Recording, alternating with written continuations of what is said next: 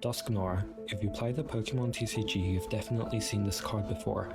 Dusknoir has the ability Curse Blast, which allows you to place 13 damage counters on one of your opponent's Pokemon in return for knocking itself out. This is the first time we've seen an ability like this in the game, and this ability is absolutely broken. I'm Sleeping Jirachi, and I'm going to talk about how Dusknoir is ruining the game.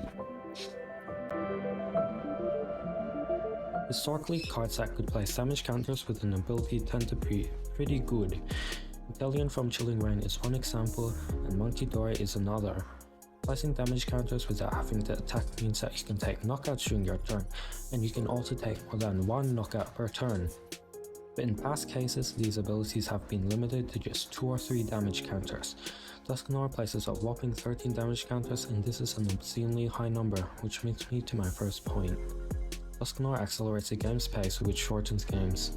130 damage is more than enough to knock out a single prizer, such as Pidgey, Charmander, Manaphy, even Monkey Dory. And since you're exchanging one prize or one prize, you're basically playing a game with just 5 prize cards each.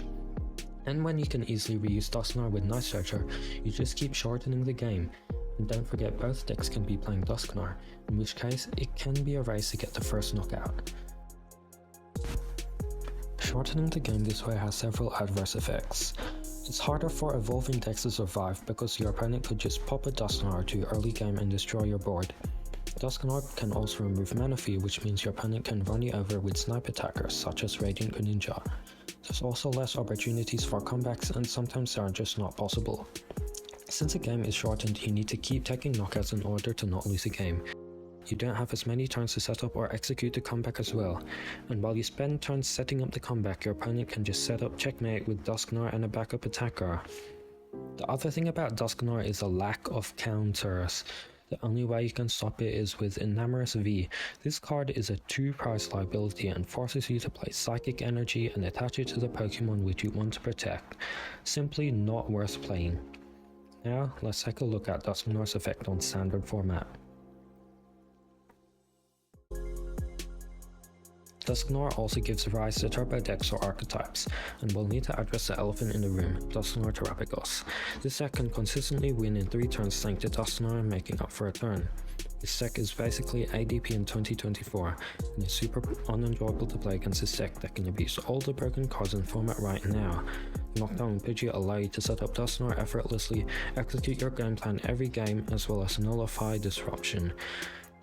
To nobody's surprise, Terapagos is everywhere on the PTCGL ladder, and it was also the most popular deck in Day 2 of Dortmund Regionals.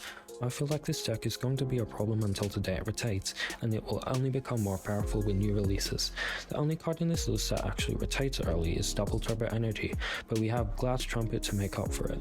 I hate to admit it, but we might be starting another ADP era.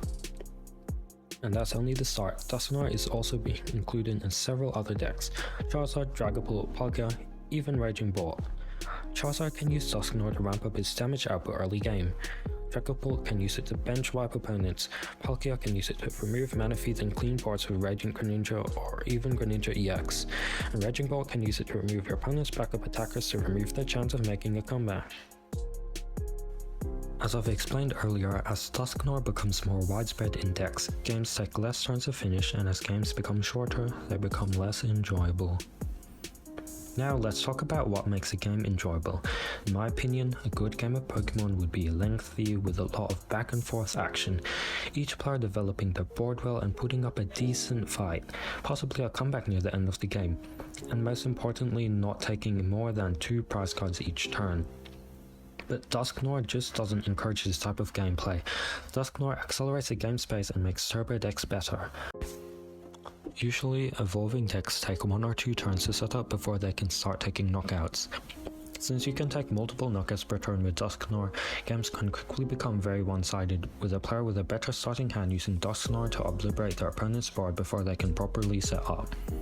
It's very common for turbo decks to pop a Dusknoir on turn 2, eliminating one of your opponent's pre-evolutions, then attacking to remove another. At this point, unless I'm against Charizard, it's already over for my opponent and the game's heavily swung in my favor. And these early game checkmates are not true to the spirit of an enjoyable game of Pokemon. Now let me address the counter-arguments.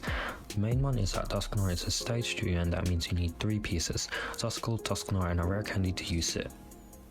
While this is a valid point, I'd argue that draw power in standard format is generous enough to easily obtain turn 2 Dusknoirs. There's plenty of onboard draw power like Radiant Greninja, Squawkabilly EX, Mew EX, Pheasantipity EX, Steel Mascagopon EX, Pidgeot EX and Noctowl. There are also trainer cards like Trekking Shoes, Night Stretcher, Pokestop, Buddy Buddy Poffin, Nest Ball and Ultra Ball, which make it much easier to get Dusknoir established. The second counter-argument is that Dusknoir gives up a prize card, so it should be balanced enough. Now it's true we are trading a Pokemon for a Pokemon here, but this is far from an equal trade. Popping your Dusknoir doesn't usually worsen your board state, however, removing a Pokemon crucial to your opponent's strategy will send them back significantly. Let me give you an example. I use my Dusknoir to eliminate my opponent's bench 3P. My loss of Dusknoir doesn't really matter to me, while the opponent's loss of 3P is massive, since I just took out their backup attacker, and they won't be able to attack me back, and the game's pretty much over for the Dragapult player already. So what's the solution? I think the only right step is to ban Dusknoir. By banning Dusknoir, the pace of standard format would return to an enjoyable speed, and we could enjoy more balanced gameplay. We don't need to ban dusclops, since it can't one-shot most single prizes by itself, and therefore isn't a problem.